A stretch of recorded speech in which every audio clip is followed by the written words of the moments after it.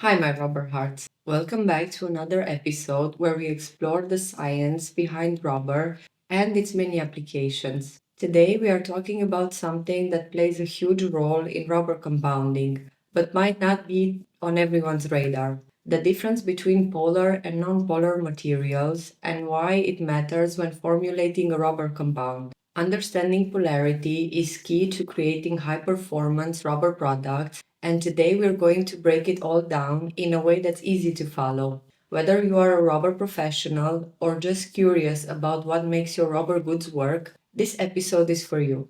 Let's start by explaining what polarity actually means. Polar materials. A material is considered polar when there's an uneven distribution of electrons in its molecular structure. This means that on one side of the molecule there is a slight negative charge and the other side has a slight positive charge. This happens because certain atoms, like oxygen or nitrogen, are more electronegative than others, pulling electrons towards them equally between atoms, so there's no significant charge difference across the molecule.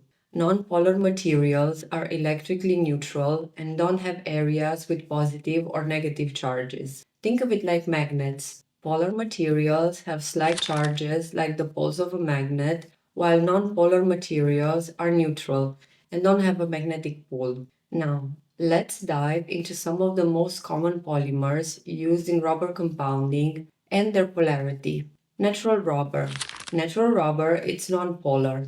It is made up of long chains of cis-1,4 polyisoprene, which has no significant charge differences. This makes NR elastic and flexible, but also prone to absorbing oil and solvents. Styrene butadiene. SBR, which is commonly used in tires, is also nonpolar. It shares similar properties with natural rubber, but with improved wear resistance. Nitrile rubber. NBR, on the other hand, is polar because it contains nitrile groups, which introduce charge imbalances. This gives NBR excellent oil resistance and makes it a great choice for seals and gaskets exposed to oils and fuels. Ethylene propylene diene monomer is nonpolar and highly resistant to weathering, heat, and UV radiation. It's commonly used in outdoor and automotive applications. Chloroprene rubber, CR, also known as neoprene, is polar due to the presence of chlorine atoms in its structure. This makes it more resistant to oils and chemicals compared to nonpolar rubbers like natural rubber or SBR. Now, let's talk about the fillers, oils, and additives commonly used in rubber compounding and their polarity. Carbon black. This is a common filler in the rubber industry and it is nonpolar. It mixes well with nonpolar rubbers like NR, SBR, and EPDM, reinforcing the rubber and enhancing its strength and durability. Silica. Unlike carbon black, silica is polar. It can provide excellent reinforcing properties, but since it's polar, it doesn't naturally mix well with non-polar rubbers like SBR. Special treatments or coupling agents are needed to improve compatibility. Processing oils. Oils used in rubber compounding can be either polar or non-polar. Non-polar oils, like paraffinic oils, mix well with non-polar rubbers, while aromatic oils, which are slightly more polar, might be chosen when mixing with more polar rubbers. Plasticizers, like phthalates, are generally polar and they are used to soften the rubber and improve its flexibility. They work well with polar rubbers like NBR, but can be less effective in non-polar systems. So, why is it important to match the polarity of these materials when formulating a rubber compound? It's all about compatibility. If you try to mix polar and non-polar materials together, they often don't blend well. Think of it like trying to mix oil and water. They just don't want to combine. This incompatibility leads to poor mixing, uneven distribution of fillers, and weak spots in the final rubber product. For example, if you try to blend silica, which is polar, with SBR, which is non-polar, without any modifications, you will end up with a poorly mixed compound that lacks strength and durability. Similarly, using a non-polar oil in a polar rubber can lead to phase separation, where the oil doesn't evenly mix into the rubber matrix. If you mix materials with different polarities in a rubber compound without addressing the compatibility issue, several things can happen. First, poor dispersion. Fillers like silica might not distribute evenly throughout the rubber, leading to weak spots and reduced mechanical properties. Two would be reduced adhesion. In tire manufacturing, for example, mismatched polarities can lead to poor filler to rubber adhesion,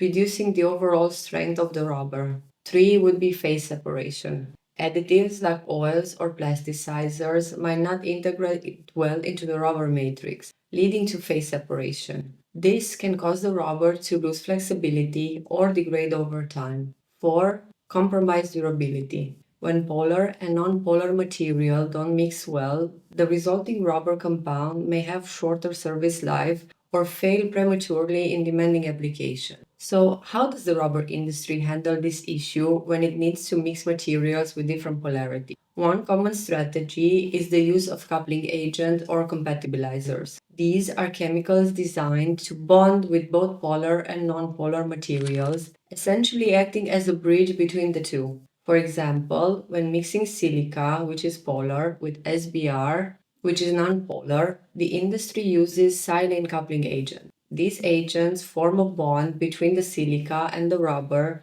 improving filler dispersion and enhancing the mechanical properties of the final product. Another method is surface treatment. Another method is surface treatment of polar fillers like silica. By modifying the surface of silica with chemicals, it becomes easier to blend with nonpolar rubbers, leading to better reinforcement and performance. So let's recap. Polar materials have uneven charge distribution, while nonpolar materials are electrically neutral. Common nonpolar polymers include NR and SBR, while polar polymers like NBR and Neoprene offer better oil and chemical resistance. Fillers like carbon black, which is nonpolar, and silica, which is polar, require careful consideration when mixing with rubbers of different polarities. Matching the polarity of materials is critical for ensuring proper mixing, strength, and durability in rubber compounds. The industry uses coupling agents and surface treatments to successfully blend polar and nonpolar materials, creating high performance rubber products. And that's it for today, my rubber heart. I hope you now understand why polarity matters so much in the world of rubber compounding. If you found this episode helpful, give it a thumbs up and don't forget to subscribe for more exciting content about the science of rubber.